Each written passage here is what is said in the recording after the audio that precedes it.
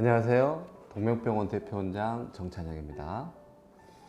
여러분, 살아가면서 무엇이 가장 중요한가요? 건강을 잃으면 모든 것을 잃는다라는 말이 있는데요. 저는 의사로서 병원에서 환자분들을 보면서 평생 실감을 하고 있습니다. 우리나라 사망 원인 1위가 암, 2위가 심혈관 질환, 3위가 뇌혈관 질환이라고 하는데요.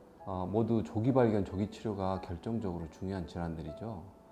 사망 원인 1위인 암을 예로 들자면은 만약에 55세에 증상이 있어서 병원에 갔는데 암으로 진단이 됐어요.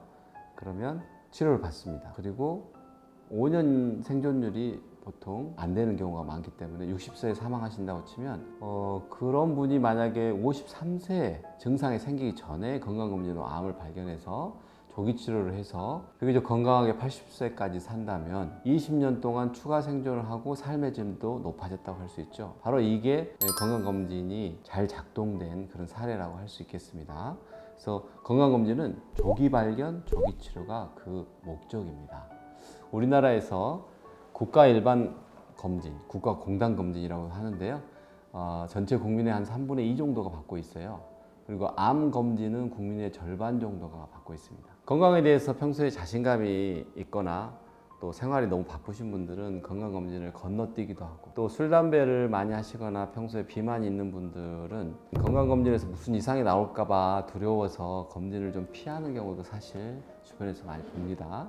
너무 바빠서 검진을 귀찮아하거나 아무 데서나 대강 빨리 형식적으로 하려고 하는 분들도 많죠. 그렇지만 건강검진은 조기 발견을 통해서 생명을 연장하고 질병을 예방하는 삶의 질을 좋게 하는 그런 중요한 것이니까 꼭 받기를 바라고, 또 건강검진을 통해서 건강한 습관을 들이는데 동기부여도 되기 때문에 꼭 받으시라고 권유드립니다. 그러면 건강검진을 어떤 의료기관에서 받는 것이 좋을까? 그 선택하는 법을 말씀드려 보겠습니다.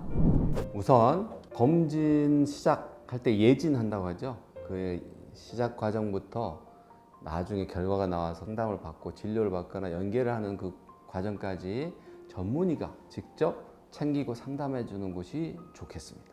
두 번째는 검진 장비나 검진 환경이 얼마나 위생적으로 잘 관리되고 있는가, 그리고 검사를 수행할 때 얼마나 안전하게 수행하고 있는가, 그리고 얼마나 신뢰할 만한 양질의 의료 장비를 갖추고 잘 관리하고 있는가를 보시라고 권합니다. 내시경 스코프 있죠? 스코프를 통해서 전염될 수 있는 질병들에는 B형, C형 간염 바이러스, 헬리코박터균, 에이즈 바이러스, 결핵과 같은 것들이 있는데요. 검사를 받으러 갔다가 이런 유해균에 감염되면 굉장히 억울하겠잖아요. 그래서 너무 많은 환자가 몰리거나 노후화된 장비를 쓰면서, 그래서 적은 인력과 장비로 한꺼번에 많은 검진을 하는 그런 곳은 꼼꼼하게 이런 관리하기가 어려울 수 있기 때문에 그런 점을 좀 감안하면 좋겠습니다. 세 번째는 덤핑하듯이 박리담회로 검진하는 검진기관들이 있는데요. 싸다고 가볼 수도 있는데 또 더군다나 검진철에는 사람들이 너무 북적입니다. 그러면 의사들도 테크니션도 꼼꼼하게 검사를 못할 수도 있어요. 너무 싸게 많은 분을 유치하는 그런 검진기관은 좀 피하시는 게 좋겠습니다. 검진의 전문 지식을 갖춘 전문의가 직접 문진부터 결과까지 상담해주고 과거 결과하고도 비교해서 설명해주고 질문도 받고, 그러면은 검진이 도움이 되구나 하는 느낌을 갖게 되고, 그럼 검진을 다음번에도 적극적으로 받게 될 것이고, 그러면 평생 건강관리에도 도움이 되겠죠. 그래서 의사가 직접 챙겨주는 것을 가는 게 좋겠고, 뭔가 가벼운 이상소견이 나왔을 때 대학병원을 가야 되나 이렇게 고민할 수 있죠. 이럴 때 단순 검진만 해주는 검진센터에서는 진료도 상담도 제대로 체계적으로 받기가 어렵잖아요. 그래서 진료와 검진을 같이 하는 의료기관에서 받으면 이럴 때 그대로 그 의료기관에서 진료를 받을 수도 있고 연계 의뢰를 받을 수도 있고, 이런 부분을 상담을 할 수 있을 것입니다. 평소에 뇌, 심, 혈관 질환이 있거나 소화기계 질환이 있거나 당뇨, 고혈압이 있거나 연세가 많은 분들은 더더욱 이렇게 검진과 진료가 다 가능한 곳에서 검진을 받는 것이 훨씬 좋겠습니다. 저 같은 의사들도 대학병원의 검진을 가지는 않아요. 왜 그럴까요? 건강검진은 흔한 그리고 위중한 질병을 조기 발견하는 것을 목적으로 하는데요.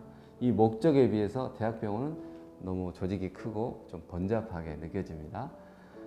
의사들이 대학병원을 찾을 때는 심각한 이상 소견이 있거나 정밀 검사가 필요하거나 전문적인 치료가 필요할 때 찾죠. 또 대형 병원에서 호텔급 시설을 갖추고 수백만 원에서 수천만 원에 이르는 프리미엄 검진을 하는 프로그램들이 많이 생겨서 사람들이 좀 많이 이용하기는 했는데 국정감사에서 이런 프리미엄 검진 프로그램이 방사선 피폭량이 일반 검진의 수십 배에 이른다라는 것으로 확인돼 가지고 검진을 받는 분들에게 위험을 고지해야 된다라고 권고를 받습니다. 그래서 비싸다고 무조건 좋은 검진이 아니다. 또 대학병원은 그 검진의 이상 결과가 나왔을 때 이 레지던트나 또 펠로우 선생님, 막 전문의가 된 선생님들이 진료하는 경우도 많아요. 그러니까 대학병원의 의료진이 꼭 더 뛰어나다라고 할 수 없겠습니다. 때로 너무 큰 이 조직은 좀 스마트하게 작동하지 않을 때가 있는 것 같아요. 저의 개인적인 이야기인데 제 어머니는 대학병원에 기침이 있어가지고 호흡기내과를 1년 반 동안 다니셨어요. 그런데 폐암이 진행되는 것을 알지 못한 채로 통원치료를 하신 거예요. 그래서 1년 반이 지나서야 폐암이 다 전이가 된 상태로 진단을 받아가지고 결국에는 이제 일찍 세상을 떠난 그런 개인적인 아픈 경험이 있습니다. 그래서 증상이 있다고 해서 대학병원을 꼭 가는 것이 꼭 정답은 아니다.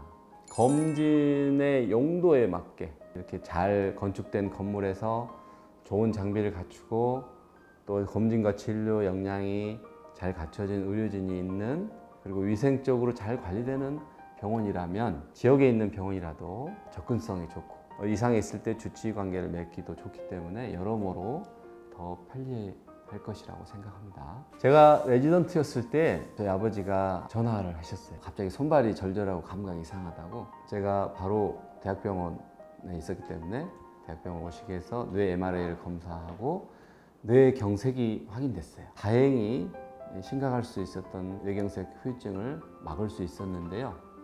우리 어머니는 또 암 진단이 너무 늦어져서 안 좋은 그런 경우였고 이런 제 개인적인 경험들이 조기 발견의 중요성을 말해주고 있고 어쩌면 제가 지금 검진센터를 하고 있는 게 그런 것들과 좀 관련이 있을 수도 있겠다라는 생각을 좀 해봅니다. 요즘 같은 경기에 이렇게 좋은 검진 환경을 갖추고 또 좋은 의료진을 구성하기가 쉽지는 않았지만은 또 많은 사람의 도움으로 동명병원을 이렇게 만들 수 있었던 것 같습니다.